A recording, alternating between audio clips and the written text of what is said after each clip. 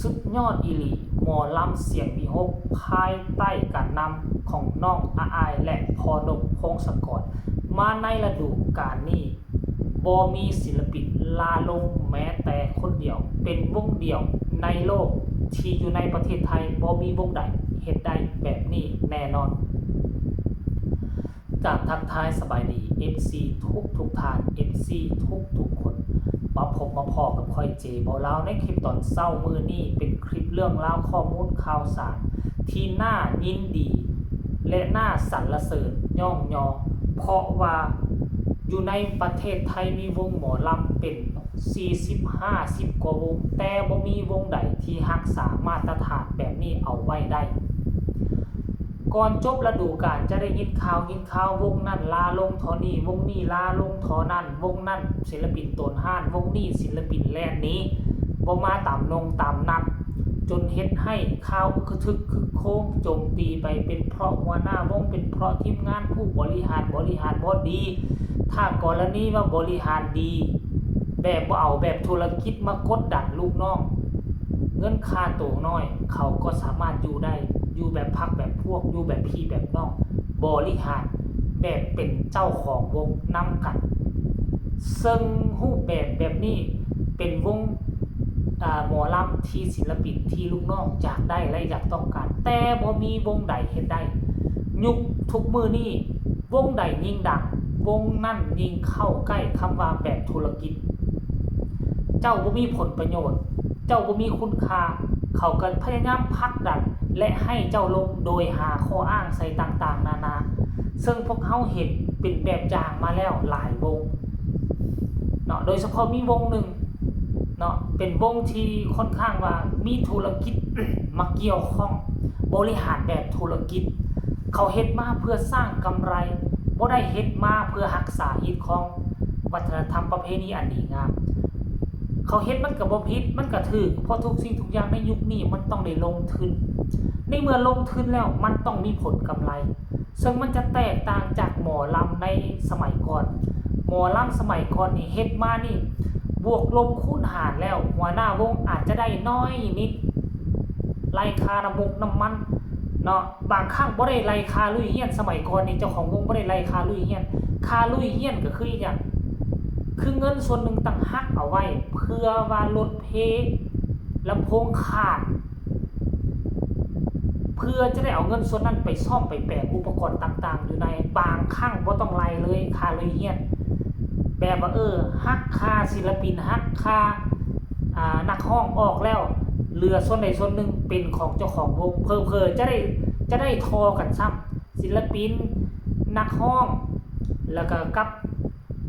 ลูกวงน่ะกับนักดนตรีคอนวอยกับมาก่อนไล่แล้วแบ่งไปแบ่งมาหัวหน้าวงได้ซ้ำกันครับกลุ่มคนเหล่านั้นแต่เขาก็เฮ็ดเพราะหยังเพราะมันบ่มีธุรกิจบ่มีคำว่าธุรกิจมาเกี่ยวข้องแต่ยุคนี้ปี2025การบริหารเริ่มเข้าเป็นยุคธุรกิจมาสังเกตเบิ่งหัวหน้าวงรวยขึ้นซื้อรถขึ้นปลุกเงิน 2-3 หลังตั้งสำนักงานขึ้นหลังใหญ่ๆมีเงินไปเฮ็ดธุรกิจอันอื่นอีกตื่มบ่ว่าจะสร้างสร้างหนังเอาไปเฮ็ด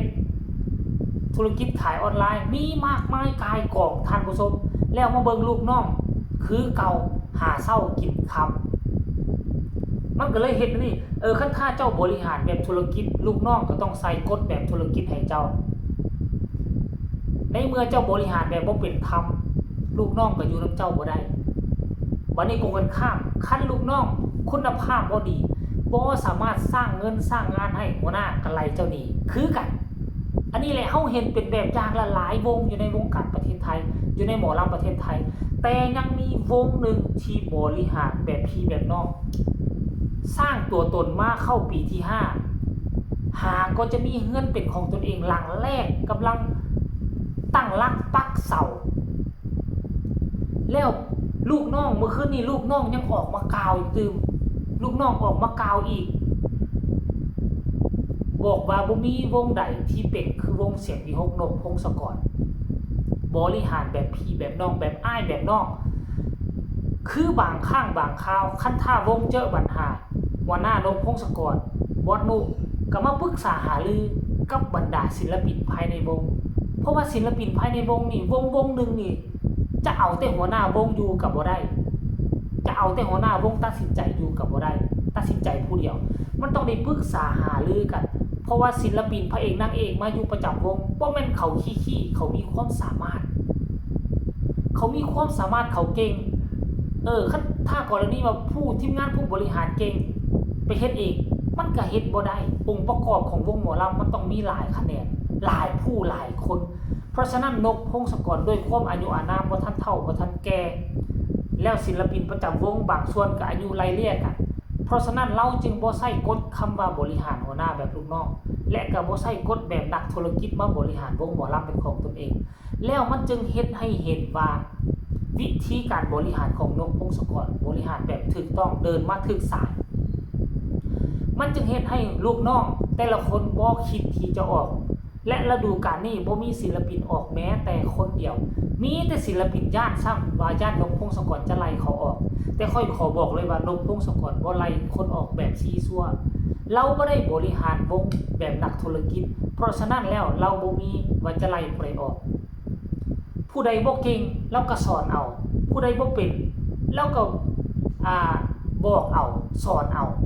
สังเกตเห็นบ่ว่าเขาประกาศรับเอาสมาชิกเข้ามาอยู่วงอลังการโชว์ซึ่งเป็นวงใหม่ของนกพงศกรเขาเขียนไว้ชัดเจน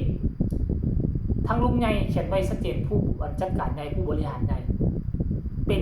บ่สำคัญขอเพียงเจ้ามีใจมักฮักค่อยจะมาบอกค่อยจะมาสอนเอาตั้งแต่อายุ15ปีขึ้นไปเห็นบ่ล่ะแล้วมื้อนี้เป็นการตอกย้ำเมื่อ6ชั่วโมงที่ผ่านมาบอสนุเพิ่นก็ได้ออกมาประกาศอีกตอกย้ำอีกตึงว่าประกาศหมอลำเสียงวิหกไม่รับหมอลำเพิ่ม